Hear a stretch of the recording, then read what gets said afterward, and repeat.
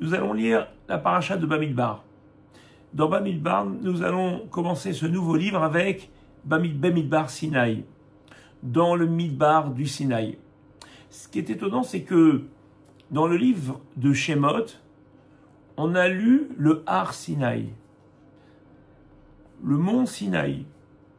Alors tantôt on appelle le Har Sinaï en parlant de ce fameux désert, et tantôt on nous parle du Midbar Sinaï. En fait, il y a quelque chose de fort qui se dégage derrière ces terminologies. Le Har Sinaï est bien entendu l'élévation, ce qui s'élève, ce qui est haut, ce qui nous épanouit, ce qui nous fait grandir. Nos Chachamim nous disent, ce qui fait grandir l'homme, c'est la joie qu'il met dans ce qu'il fait, l'intensité dans ce qu'il vit. Être capable, non pas de répéter quelque chose, mais de mettre une émotion à l'intérieur. C'est ce que Dieu nous demande à travers Matan Torah, le don de la Torah, c'est d'intégrer et de mettre cette joie, ce bonheur de pouvoir réaliser au quotidien une compréhension de vie, un sens de vie. Le Midbar Sinaï est le désert, là où tout est asséché, là où il n'y a pas de vie. C'est en fin de compte servir Dieu avec automatisme, servir Dieu sans conviction, le faire parce qu'on nous l'a demandé de le faire. Regardons la différence entre Shemot, où on nous parle du Har Sinaï, et Bamidbar, où on nous parle du Midbar Sinaï.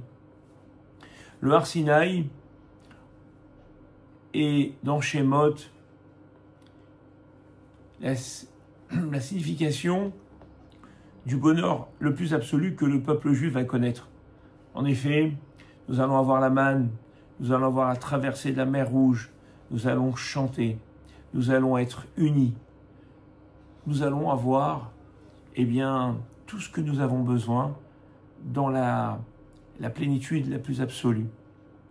Dans le livre de Bamidbar, où on va prendre la Torah comme plutôt un dogme qu'on doit suivre, nous allons avoir les pires catastrophes, les explorateurs, les disputes avec Korach, les disputes d'ego, et toutes ces envies de vouloir des choses dont on n'avait pas forcément besoin, l'insatisfaction de ce que nous sommes, de ce qu'on voudrait avoir, va amener le peuple à des rébellions.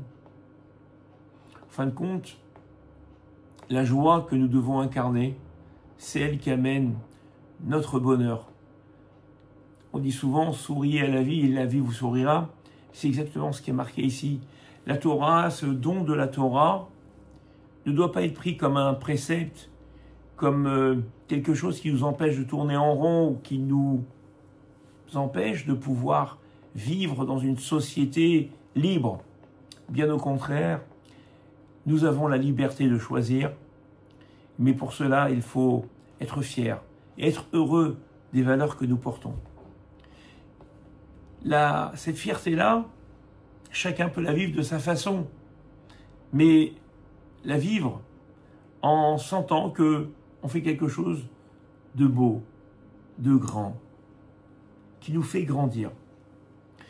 J'ai entendu l'histoire d'un homme qui a entendu justement l'importance d'être dans la joie. Alors il est parti voir un rabbin et il dit comment je pourrais concrétiser la joie de quelque chose. Alors il lui dit écoute, tu aimes le Shabbat? Il dit j'adore le Shabbat, j'aime bien faire les courses. Écoute, quand tu fais tes courses, dis l'Irvot Shabbat Kodesh. Et tu le fais avec joie, tu vas être heureux, tu vas essayer de mettre de l'intensité dans ce que tu fais. Et un monsieur simple, c'est ce qu'il fait. L'Irvot Shabbat Kodesh, de partout où il va acheter de la viande, il va au marché. L'Irvot Shabbat Kodesh. Il le dit fort, de façon naïve. Et un jour, il est au marché et on lui demande de compléter un minyan dans une synagogue. Et donc, en attendant le minyan, il rentre, il est le 8e, et là il entend des gens en train de parler et en train de dire il y a des fous sur Terre. J'étais en train d'acheter des tomates, il y a un type derrière, il a demandé au vendeur 1 kilo de tomates, il a dit Lirvot Shabbat Kodesh. Quand il a entendu que on le prenait pour un fou, en rentrant chez lui, il a dit à sa femme je pense que ce que je fais, c'est pas terrible. Je crois que je vais arrêter de... Voilà, c'est cette joie que je me faisais de préparer le Shabbat. Je vais peut-être, en fin de compte, cesser de le faire si les gens le prennent aussi mal. Et donc, sa femme lui dit, écoute, ne prends pas de décision aussi hâtive, attends un petit peu. Et puis donc, elle lui dit, viens, on sort et on va réfléchir. Et donc, ils sortent. Et en sortant, il passe devant un magasin, un restaurant de poissons. Et il y a une odeur absolument... la femme dit à son mari, quelle odeur! Et donc, son mari, bien entendu, regarde dans ses poches. Il venait de sortir, il n'avait pas pris sa carte bleue. Il avait que 50 shekels dans la poche. Alors, comme un bon mari qui veut faire plaisir à sa femme, il rentre dans le restaurant et il dit, voilà, écoutez, est-ce que vous pensez que, c'est juste pour enlever l'envie à ma femme, est-ce que je pourrais avoir du poisson pour 50 shekels? Mais voilà, juste 50 shekels, pas plus, j'ai pas plus. Le serveur lui dit, oui, il n'y a pas de problème, prenez la table 5, on va vous amener. Donc il va voir, il le met en table 5. Bien entendu, préalablement, il avait demandé à son patron, est-ce que c'était possible? Et le patron, en regardant cet homme, a dit, oui, il n'y a pas de problème. Et lorsqu'il s'installe, tout d'un coup, on leur met des salades, des pitotes, des lafards. Et là, le monsieur dit, non, excusez-moi, il y a erreur. Moi, je suis le monsieur à 50 shekels. Et il dit, écoutez, vous êtes bien à la table 5. Bah, écoutez, on a des instructions sur la table 5 de vous donner quelque chose de normal. Il dit, mais non, il y a erreur, je vous assure, il y a erreur. Appelez votre patron. Et donc, ils appellent le patron. Le patron vient et il dit, écoutez, voilà, je m'excuse, voilà, j'ai un peu honte, on a 50 shekels. Bon, il lui raconte son histoire et il lui dit, non, mais écoutez, je suis le patron de cet établissement et ça me fait plaisir de vous faire plaisir. Il dit, mais attendez, nous, on n'est pas pauvres, hein, juste, on n'a pas amené avec nous d'argent. Il dit, non, mais c'est pas grave. Vous savez que c'est grâce à vous que je suis chômeur Shabbat. C'est grâce à moi. Mais moi, je suis un monsieur très simple. Alors, je vais vous raconter mon histoire. Nous faisions Shabbat à la maison, et puis doucement, doucement, les choses ont fait qu'on a arrêté de faire Shabbat. Et puis un jour, ma femme m'a dit, est-ce que tu ne penses pas que ça serait bien qu'on refasse le Shabbat?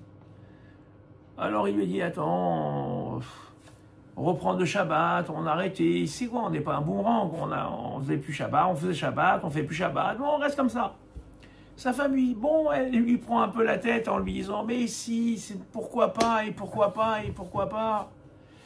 Bon, il sort un petit peu fâché avec sa femme, en lui disant, écoute, voilà, on pris une décision, on revient pas sur cette décision-là. Bon, c'était jeudi, il partait pour acheter de la viande.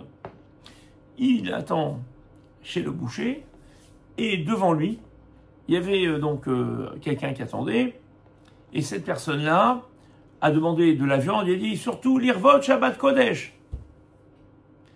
Et là, le monsieur s'est dit, mais c'est incroyable, ma femme me dit qu'il faut qu'on reprenne le Shabbat, moi je m'entête à dire, non, on va rester comme on est, et je viens pour acheter ma viande, et j'entends l'Irvot Shabbat Kodesh. J'ai dit, c'est un signe, il faut qu'on refasse Shabbat. Et cette personne, c'était vous. Donc en fin de compte, je vous dois tout, je vous dois mon Shabbat. Et tout d'un coup, cet homme s'est rendu compte qu'en fin de compte, c'est vrai qu'il y a des gens qui peuvent être dérangés pour n'importe quoi, puis il y a des gens qui peuvent revenir, être épatés, être émerveillés par la joie qu'on peut mettre dans une mitzvah. Shabbat Shalom.